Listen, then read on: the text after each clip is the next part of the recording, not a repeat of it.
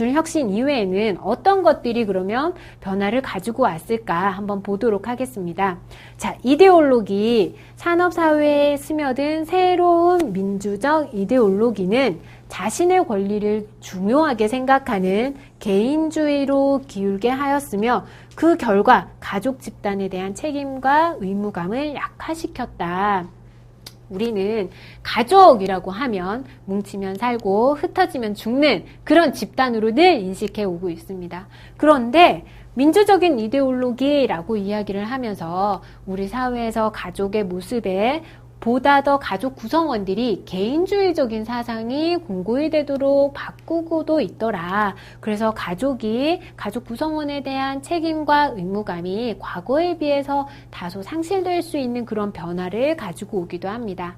자, 다음으로 대중문화 보겠습니다. 자, TV, 팝뮤직, 잡지, 라디오, 광고, 스포츠, 취미, 오락, 패션, 영화. 자, 이런 다양한 대중문화의 수단들이 우리들의 가치, 역할, 의식, 그리고 가족 생활에 큰 영향을 미치더라는 거죠. 자, 우리는 대중문화를 통해서 사회가 가지고 있는 가족에 대한 기대치 이런 것들을 배우기도 하고요. 그 속에서 가족원들의 반응들을 학습하기도 합니다.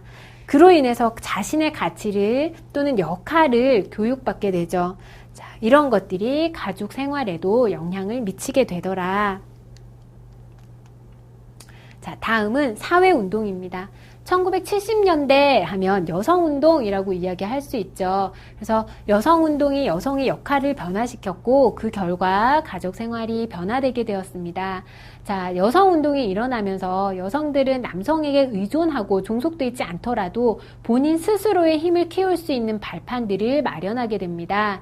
학력이 높아지고 직장을 찾게 되고 본인이 가사 이외의 활동들을 통해서 자신의 자아 성취를 할 수 있는 길을 넓히게 되었어요. 그러면서 가족 생활에도 변화를 가지고 오게 됩니다. 어떤 변화일까요?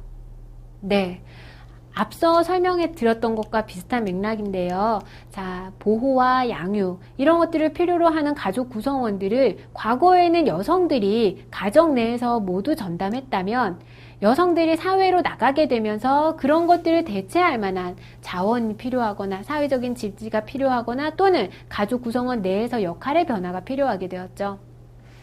자, 다음은 가족 정책입니다. 앞서 설명드렸던 내용이에요. 법규와 정책이 개인과 가족 생활을 통제하기 시작했다. 그래서 결혼 가능 연령, 결혼한 사람의 법리, 이혼, 제한, 상속 같은 가족 정책에 따라서 우리 예를 들면 이전 주에서 공부했던 우리 동성불혼제 같은 것들을 한번 예로 들어볼게요. 동성불혼제가 있을 때 우리는 동성동본끼리는 결혼하지 못했죠. 즉 가족 정책의 영향으로 우리는 가족을 꾸릴 수 있고 결혼할 수 있는데 제약이 분명히 있었습니다. 하지만 동성불혼제가 사라지게 되면서 동성동본 간에도 결혼이 가능하게 되었죠. 그런 식으로 가족 정책은 우리가 결혼을 하는 데 있어서 또는 가족을 꾸리는 데 있어서도 큰 영향을 미치고 있다라고 볼 수 있습니다.